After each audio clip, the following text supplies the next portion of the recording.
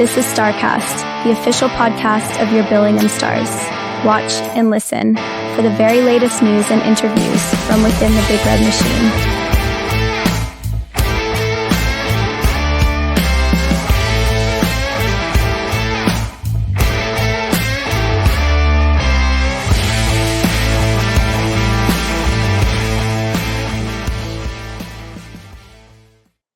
Hello and welcome back to another episode of STARCAST, your Billingham Stars podcast. This is episode 6 of our 24-25 season.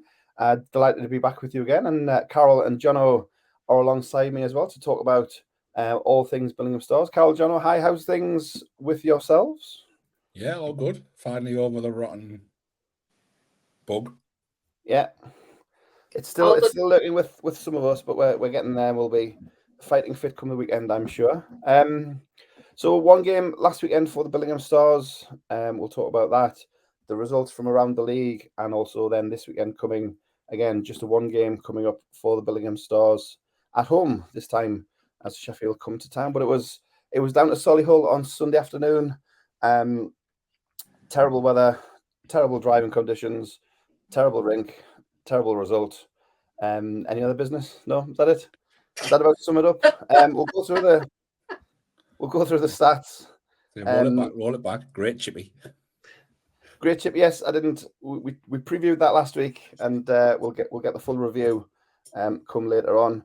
But yeah, so a bit of deja vu, you could say, from the last time down at Hobbs Moat Road. A scoreless first period, almost a 3-3 second period, but Solihull just taking the edge into the break. 4-3 at the end of period 2. And then Solihull just running away with it in the third. 4-0 third period for an 8-3 final. Shots on goal were fairly even, 32-30. But as we've said, off air before we started talking, Carol will come to you first. It was even for sort of 20-40 minutes, but that third period, Solihull, as they are off to do in that rink, just ran away with it. Yeah. I'm sure we'll discuss that fourth goal at length.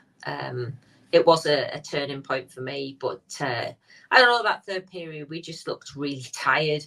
It was a quite bad journey down for the boys and for the fans that travelled.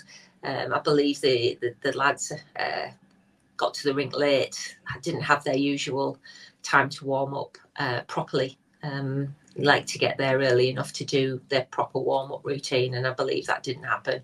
And by the third period, we just looked very tired, quite disheartened. It was tough to watch from the stands. How much that fourth goal got into the lads' heads, who can say? But I know that the interview with Stephen Foster's gone out previous to this going out, and I think his rather honest assessment was that just, there shouldn't be a team in the league that runs away with a period like that against us. We were short of players, but as Foz said in the interview, we had more than good enough bench to put up a better performance than that. But for whatever reason, that final 20, we just weren't at the races at all. Yeah. I mean, we'll talk about that middle period and the end of the middle period, but we didn't really mention it last week. After the D-side game, the Dragons requested a review against Darren Stattersfield for a hit on Ross Kennedy. That minor penalty was upgraded to a 5 game, and Darren received a 4-game suspension. So he's missing for the next few games. But Stars also without Joe Dowell and Joe Walls, so the defence very much depleted. We called up Lennon Thomas from the Buccaneers, Billingham junior prospect, for a good number of years. He's played through the junior system. He came in, and you can talk about him, but by all accounts, give a good showing himself. And Roland's Gritton's dropped back to D as well. So we did have 6D, but it wasn't the 6D who performed all season. So we'll get to that fourth goal, then Jono, and you can chip in on this. After the scoreless first, it was an end-to-end middle. We just equalised, I think, with Tommy Spraggan's short-handed goal to bring it back to 3-3, setting up a barnstorming final period. And then the final 20-30 seconds, Nicholas Otterson scores and Solihull maybe's had more than the number of players that are allowed on the ice. Yeah, I think it was it's a bitter one to take, to the point of the way the goal was conceded. Like I say, there was 40, 50 seconds left on the clock. Jam goes down low to pinch. He actually wins the puck, and I thought, perfect. Yeah, we'll just see out the period. He then blindly plays the puck across the crease, and the worst guy in the world you want to pick up the puck is Nicholas Otterson. And as he's doing so, there's plenty of line changing going on. Solihull get it slightly wrong, and at the point of Nicholas Otterson crossing the blue line, 7 Barons crossed the blue line as well. Well, because it was a netminder as well. And off they went, and Otterson put the top corner with the rest of his teammates on the ice to celebrate with him as well. And that being so late in the period, as you said, Carol, it was after having the momentum of the shorthanded goal and going in kind of on a high, to concede so late and in that circumstance as well, it gives Solihull a huge boost into the second interval. Yeah, very much so. It felt like a sucker punch, really. Everything else seemed to be going against us at that point. The only thing that we survived, if you like, and we got to the end of the period. We thought 3-3. Jacob had saved a penalty shot by that point as well. So you started to think maybe the tide's turning a little bit here, but so that fourth goal really did feel like a bit of a sucker punch, and then you go into the third period, and if you listen to Fozz's interview, he explains they made a few changes to mix things up a bit and try and get back in the game, and none of those things seemed to come off. Just one of those things, really. I mean, to be fair, Rowley did actually start as a forward. He actually started on the first line up front, and that was one of the changes that was made during the game, was that Rowley was dropped back to D. So when you've got things that happen during the game and the lines start changing mid-game as well, it's one of those games when nothing really went right. So let's just draw a line. Yeah.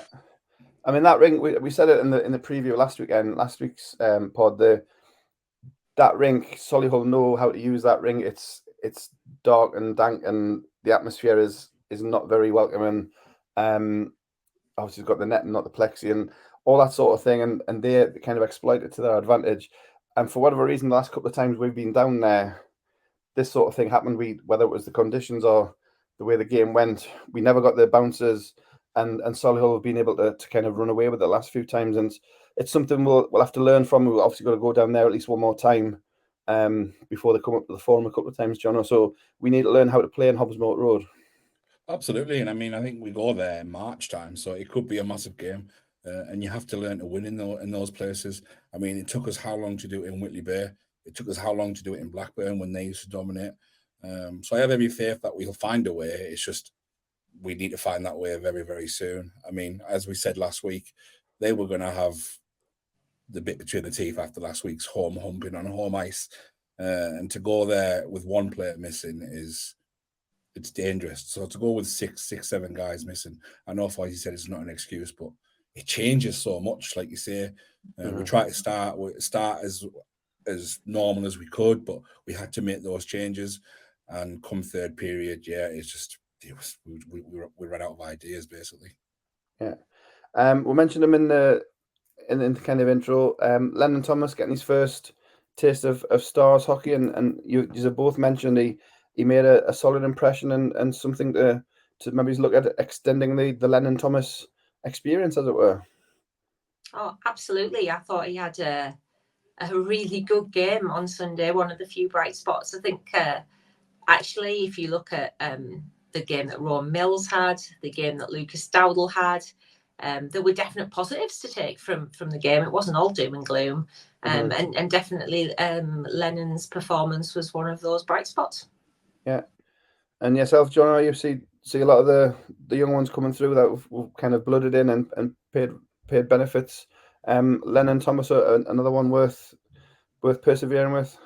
Yeah, absolutely. I thought he had a fantastic game. I thought he was slightly unlucky with the penalty that he took. It was a fantastic hit on the blue line, but everything he did right, he kept it simple and basic. And with our current D issues that we have at the moment, especially with stats being banned, I think the size of him as well, it's almost like a like for like replacement, and he's certainly worth his chance and a run in the side under Darren's current ban. Yeah, and another one who could benefit with the experience of maybe is Richie Thornton in his year on the bench. I say like those little things, little about placement, when to make the hit, when to jump in, when to not, and having somebody like Richie in his ear would be huge for his development. Yeah, I mean, for a lad to learn D in Billingham, he's got no one better than Richie himself. He's been all the way, he's done it, and he's turning into a great coach as well. And I'm sure when Lennon's on the ice with Richie at training, he'll be taking in everything he has to say. Even back at the Buccaneers, he's got Gary Dowd, another awesome D man that Billingham have produced for him to learn from. So he's certainly, if he wants to be a top D man in Billingham, he's got the right guys around him. Yeah. No, it sounds good. I'm looking forward to see if he's in the lineup this weekend for the Sheffield game. I think the Bucks are playing, but we'll see what the coaches decide for this weekend coming. Anything else on the Solihull game? We'll talk about the chippy in a second, but anything on the actual game inside the rink before we move outside? I mean, for me personally, the first 40 minutes weren't doom and gloom. I mean, the first period, I think both teams were checking each other out. I think Solihull were a bit intimidated by us in the first period, if I be completely honest. I expected them to come all guns blazing, and it didn't quite happen. We kind of stepped off us a bit, and obviously there was the penalty issues that we had in the first period. But the second half of the first period, Solihull got themselves into the same penalty issues as well. But that was a 0-0 period. But I think, honest, the Stars should have went in 2-0 up maybe. And then the second period, we just couldn't keep the lead. We went 1-0 up. They equalised straight away. We went 2-1 up. They equalised straight away. I think just in those moments, maybe if we could have kept that lead for 5, 6, 7 minutes, it could have been a different outcome. Yeah. And I think Fozzie alluded to that in his interview, Carl, which people will have already heard. It did happen a couple of times where he scored and then conceded straight away. And it's a mental thing. You need to be switched on just after you've scored, and kind of Solihull capitalised on that. Yeah, quite strange how that happened. Not once, but twice. And again, it seemed to be one of the things that just chipped away, I think, a bit at the lads' confidence. If we'd held on to either one of those leads for just a little bit longer, I think Jono's right, it might have been a bit of a different story. But as it was, they equalised both times within, I think, 40 seconds both times. So we've got to be a bit more switched on than that. I think my only other business from that particular game, the weather was terrible, so I think we just need to give a bit of a shout out to the fans that travelled, because not only is Solihull a long journey, but a long journey through torrential rain. It's a big ask for the team, let alone fans who might have something better to do on a Sunday night than get wet and cold in Solihull. So big shout out to the fans who travelled on Sunday. Yeah, no, the support continues to be at home and particularly on the road. The travelling Big Red Machine is fantastic the last couple of years or so. So all power to the travelling fans.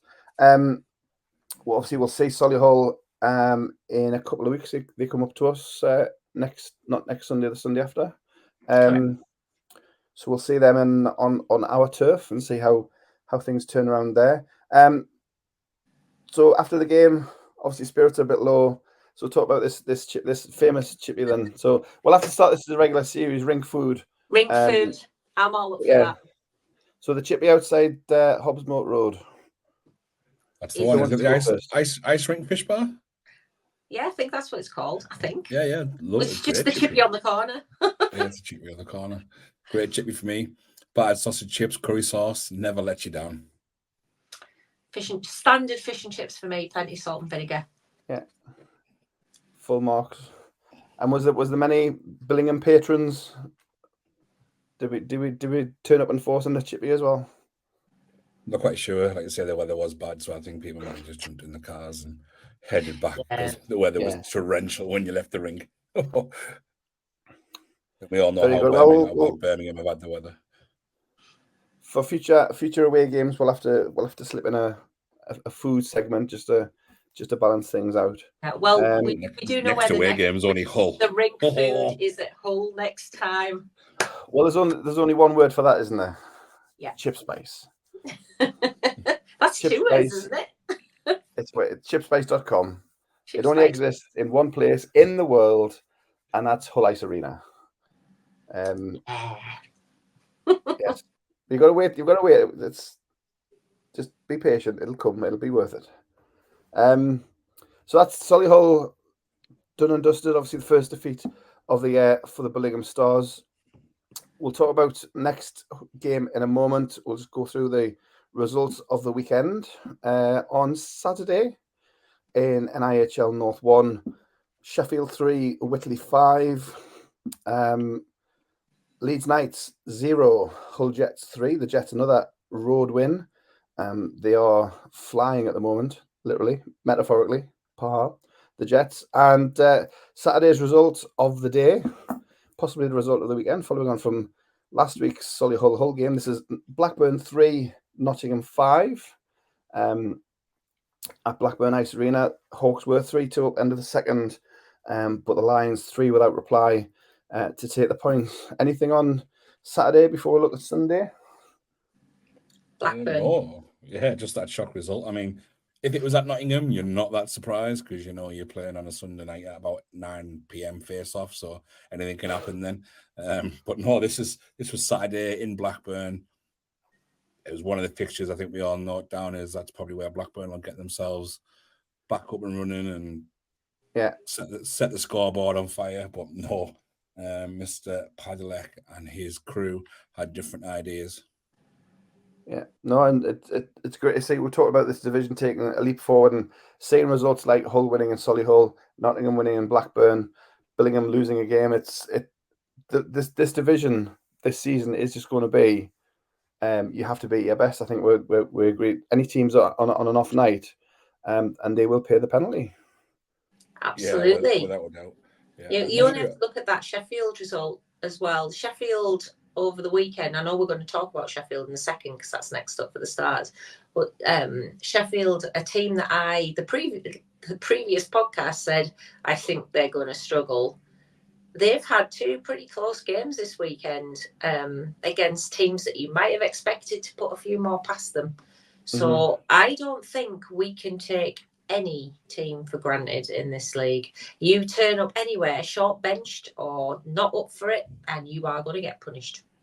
Yeah, no, 100%. And I say Lions winning in Blackburn, and it just shows how things have stepped up, and any team can beat any team on any given Sunday. And talking of Sunday's results: Hull Jets 7, Sheffield 4. But as I say, Carol, the Sims in that for a long time, and I think Sims were ahead at the end of the first and second again, so another close one there.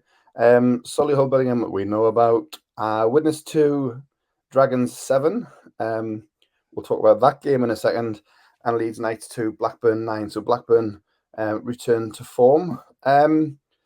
Deja getting off the mark with a win, and as we kind of alluded to before we played Deeside, their import reinforcement has arrived. It was announced midweek last week. Former Leeds Knights import American Jake Witkowski, the first BU graduate I think to play in the NIHL North Division 1. 3 goals, 3 assists at Widnes in the fog. Huge for the division to have a player of that standard, but importantly, as for Deeside, it's to get them kind of re-established, Jono. Yeah, I mean, up until his announcement, if you'd looked across the socials, especially with the way they lost both games last weekend, I think it was the weekend before against Billingham and Blackburn, it was all down and drab and miserable and wondering where the season was going to go. And soon as that signing was announced, it was like a light in the blue touch paper. I think Deeside are probably most of the fans are still on cloud 9 even without the win. You've seen their comments all over social media over the past week, and they're ecstatic to have a guy with the caliber of Jake Witkowski. Yeah, and it hasn't been formally announced, but you would imagine he's taken Valuziak's place because the other import's still there. So Valuziak, and again, you can take the props on this one if you want, John, because you've been all over this as our NIHL insider. You kind of had this a couple of weeks ago. Yeah. I got a call a good couple of weeks ago saying this was happening. Unfortunately, Peter Valuziak, whether it's true or not, got a text to say that he wasn't going to be coming to D-side after being announced in May, June time, and that D-side had got whiff of Jake's ongoing negotiations with Widnes. D-side have had the readies ready to go and got the deal over the line. As for Valuziak, I mean, there's still 2 possible destinations for him here in the NIHL North, so we're going to keep an eye on socials to see if he turns up in one of, well, it'll probably be Widnes or Blackburn. Yeah, and it's a great stuff from yourself getting the rumor out there and sticking with it, despite some people saying you were not correct, but proved to be otherwise. And in terms of the signing, Carol, we mentioned, as I said when I went through it, having a player of that caliber, regardless of what you think of who he's playing for and how it came about, having an NCAA Division 1 graduate playing NIHL 1 North is huge for the division and kind of just shows how far the division's come. Absolutely, it is huge. You're right. It's huge for the division. It's huge for the Dragons. I think my only watch out, and I'm sure the Dragons would agree with me on this, is one player does not make a team. Although, having said that, he did have a hand in 6 of the goals of their 7 goals on Sunday. But it's going to be great to see that caliber of player at our level. I think it's fantastic. They just need to make sure they've got the team around him to capitalise fully, because they should be challenging really on all fronts. But they can't rely on just him. So let's watch and see what the coach does around him to build a team that can truly capitalise on his undoubted talent. Because if they manage to do that, then D-side are going to be one of the teams to watch out for, I think. I mean, if you are D-side's coach, you're on the phone to Andrew McKinney saying, "Do you want to come back this year? I know you want a year out, but fancy playing with Jake top line." Because if you're Andrew McKinney, you must be itching, going, "Yeah, I don't mind playing with Jake. Don't mind at all." Yeah. But I wouldn't be surprised if we see Andrew McKinney come out of retirement as quick as he's got into it. Yeah. No, it'll be interesting to see, and I'm sure if the rumours out there, Jono, you'll get to the ground throughout the division. You'll let us know. Yeah, but let us know first, obviously, as an exclusive to the pod, and then you can put it on. Yeah, I mean, as for the league, though, it is huge. It will put a lot of eyes on NIHL North now. Elite League fans will be keeping an eye on it. National League fans will be keeping an eye on, and his family and friends back in the States will be going, "What's this league is he playing in? What's it about? Why is he playing there? What standard is it?" So it's only going to be a great thing, and great thing for people like myself and yourselves who are on podcasts. I mean, it could get the word of British hockey out there much farther and wider, just with a signing like Jake Wikowski at NIHL North level. Yeah. And his friends and family will be saying, "Where is Billingham and what is that team?" And and obviously it'll be interesting when it goes back to Leeds as well. I've just twigged there looking at the league table, which we'll mention in a second. But great for the division, and we'll see. We play D-side again in a few weeks, I'm sure. We'll see Mr. Witkowski on show. I think we've got them up here next, I think, so we'll see anyway.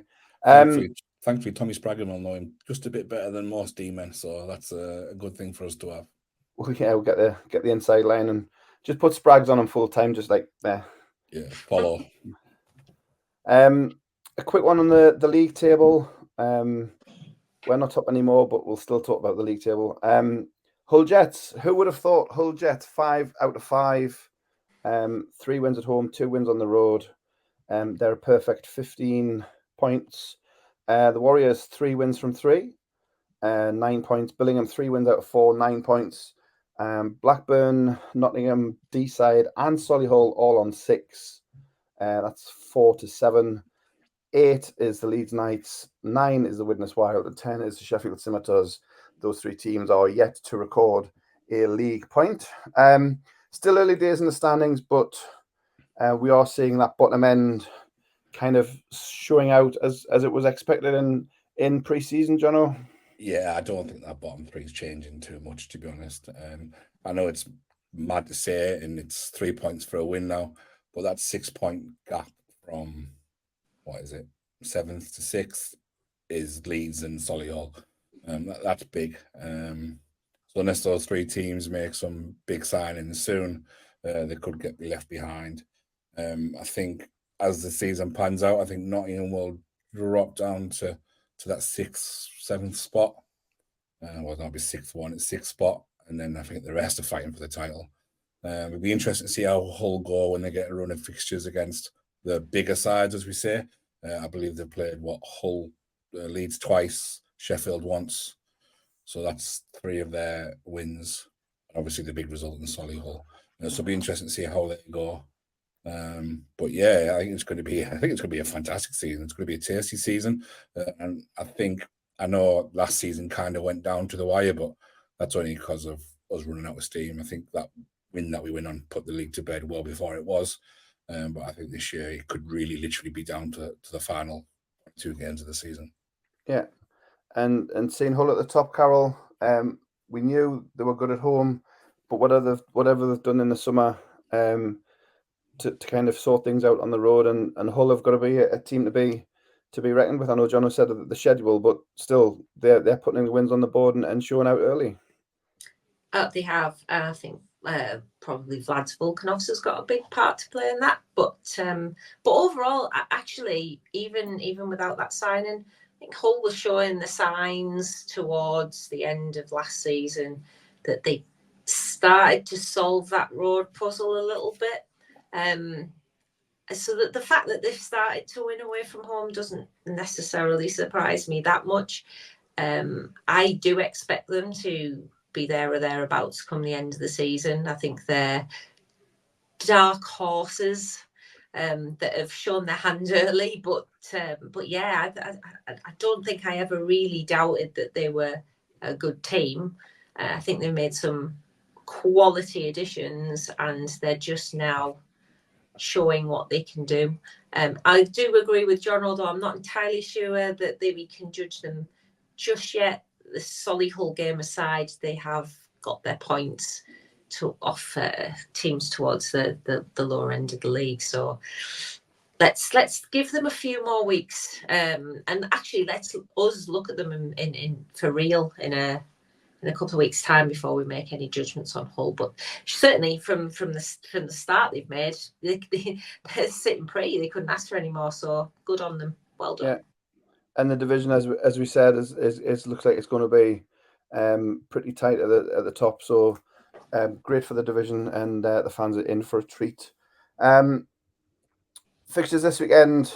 We'll not go through the full fixture list. We'll leave that to other podcasts, Jono. But one of interest for ourselves, Blackburn and Solihull are going at it this weekend. So one of those teams will lose another game this season, and that'll be big in terms of the league championship race. Yeah, and to be fair, I think if you look at the fixture list every week now, there's big games every week. I always try and give one on my podcast a standout fixture, like the barn burner of the weekend, and it's every weekend now, and it's getting to be more than one game as well. Like I just said there, the top 6 probably there. I think we might win the league this year. We could put a good run together. We can win the league this year. And that does conclude Whitley Bay, because their ring is as hard as Solihull to go to. And if they can put a run together, like All Stars did last year, they won 16 on the bounce, and they kind of like took the league away from everybody. So all it takes is someone to put a really good run together. And now it's a 3-point win. You could put yourself a bit of distance between you and the team below you. Yeah, no, it's really exciting, and say the fans of all of the teams in for a treat every weekend. So we're back at the Forum on Sunday. Next up for your Billingham Stars is the Sheffield Scimitars coming into town Sunday 5:30. And as we saw this weekend, Carol mentioned it as well. Although they've lost the games so far, this last weekend showed they're going to be no pushovers, and we'll have to be on our mettle and ready to go, Carol. There's no such thing as a pushover in this league, I don't think. Not now. Obviously, you can look at some of the score lines that we've had in the opening weeks of the season and say, yeah, that was a pushover. But you can't go into any game at all with that mentality, because the second that you do, you're going to get caught. And you only have to look at what happened to Blackburn last weekend. We really, really cannot afford to take any team in this league lightly. And that includes Sheffield, who got very close this weekend to getting the points. They only lost out by 2 to Whitley Bay on Saturday, and they were pretty much in it all the way till near to the end against Hull. And don't forget, that was in Hull, where Hull seemed to be pretty much, invincible. So no, we cannot afford to have a night off against Sheffield, because it will bite us. Yeah, and we'll see. Obviously, this week, as we get the team news, we'll find out who's available and who's playing, Jono. But from the Sheffield side, I know you looked at them in your pre-season. Losing Heinzel was a big one for them, but when he's available, Aidan Dancer is showing out this year for the Sims. Yeah, he's the name that's popping up week in and week out at the moment for Sheffield. So attention will have to be paid to him. Like Carol's mentioned there, they've been in 2 very, very close games this weekend. 2 games where I believe they had 2-0 leads, and it's one of the most dangerous leads in hockey. And on another day, a puck bounce goes their way and they keep those 2-0 leads for 5-10 minutes longer, and outcomes can be much, much different. So I'm kind of glad that they did put in 2 performances last weekend, because now our boys and our coaches have to take a look at the results and go, yeah, we have to prepare properly. This is not a night for trying things.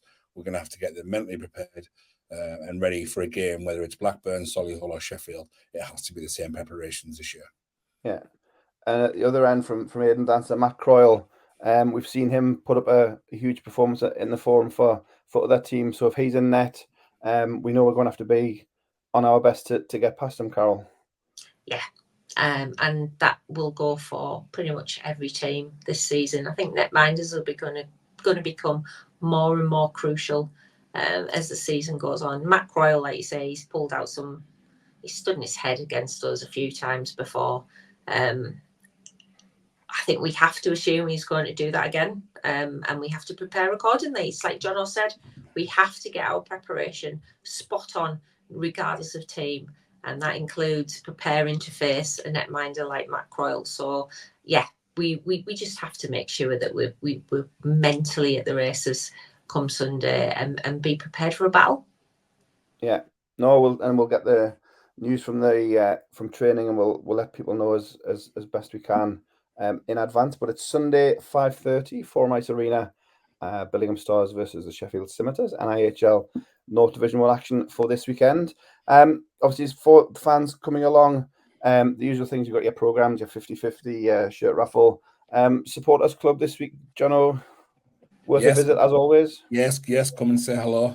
Always available for a chat, whether it's a chat with me or one of the other guys in the team. I should say females of the team, really, because the better looking ones. The better looking ones, the females of the team.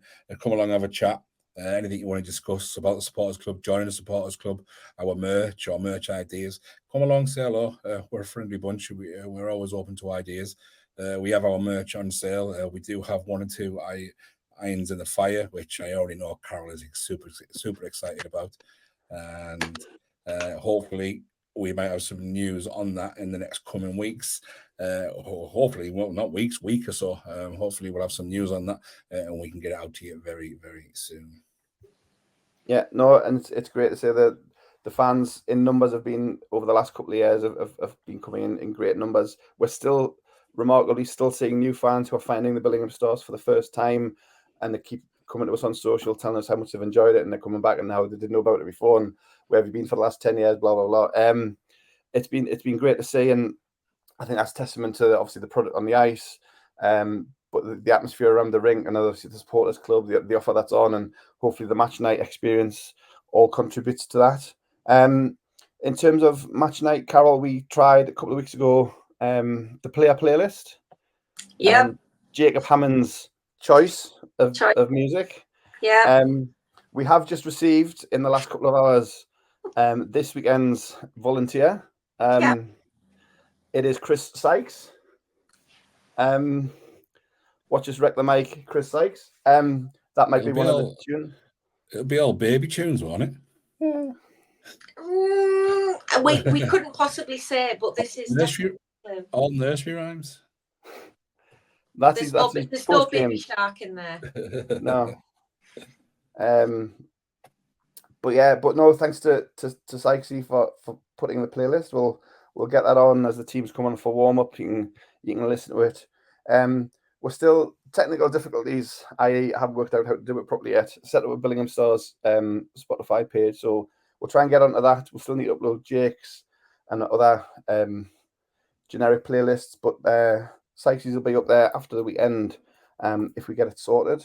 And in terms of media, obviously we'll have news from training. We tried this weekend, Carol, the team list as such as it was. Looking at the reactions on social, it seemed to go down fairly well. People getting the info an hour before puck drop. So we shall do that again this weekend. You've got those big players, though, haven't you? Who play on Mick Fern's score predictor challenge. So that news is vital for those players. You know, they get quite serious about that if they don't know who's playing and when. Yeah, it's my bad that I didn't post the one change to the team list as well. So I hope nobody had Conor McNulty first to score because he didn't play and he was on the team list. So my bad. That's my fault. It's certainly going to be up in the stakes and the score predictor now. The team sheet's going to be out an hour before. Yeah. Well, we aim to please. Just as trying to get as much out there for the fans to content for them to take on board.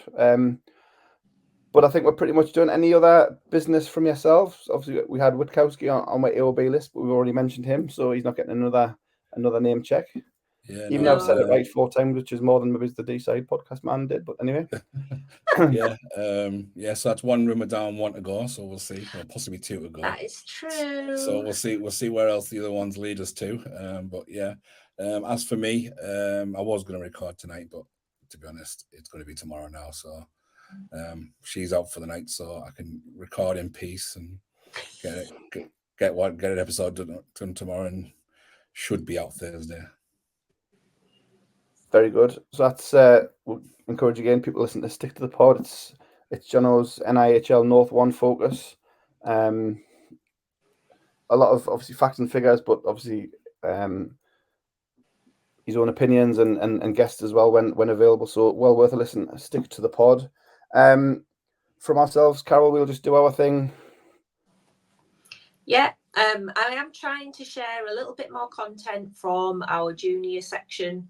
I am aware of the work that our junior section are doing to encourage new entrants to the sport, and they're really doing a fantastic job of making that whole experience really good for the kids. So I am trying to share a little bit more content about the junior stars, and I would encourage if the stars are not playing or you're at a loose end and the kids are playing at the forum, it is free to enter. Please do go and watch them because they love it and they love having people watching them play. So please do go and watch our kids. And likewise, if people are at a loose end and they've got no stars and the books are playing, I do try and share a little bit of the books content as well. So we are all one hockey family in Billingham. So please do watch Billog Hockey wherever possible. And if you do have kids that love hockey, get them involved because it is a great sport. Yeah, it's cliche that it's stars of the future, but we have seen over the last few years the way Billingham have brought the players through the junior teams, and some have gone on already to other things. But bringing the players through from the juniors to the books to the stars. So if you do see the under 18s, under 19s, or whatever, you could be seeing future senior Billingham players. So well worth popping down to the forum. As I said, Carol says it's junior hockey free to watch. They will have their fundraising 50-50s and all that. You can chip in to support the juniors that way. But I think we're pretty much done. A lot covered in our little just over half an hour here on the STARCAST. Big thank you to Jono and to Carol. We'll see you on Sunday at the Forum. Once again, it's Billingham versus Sheffield, 5:30 face-off at the Forum Ice Arena. Hope you can join us for that one. But for now, from episode 6 of the STARCAST, we hope you enjoyed it, and we'll see you again soon. Thank you for being part of this episode of STARCAST, the official podcast of your Billingham Stars. Remember to like and share this episode, send a review when you can, and follow us on social media for the very latest news and to find out when the next STARCAST will drop.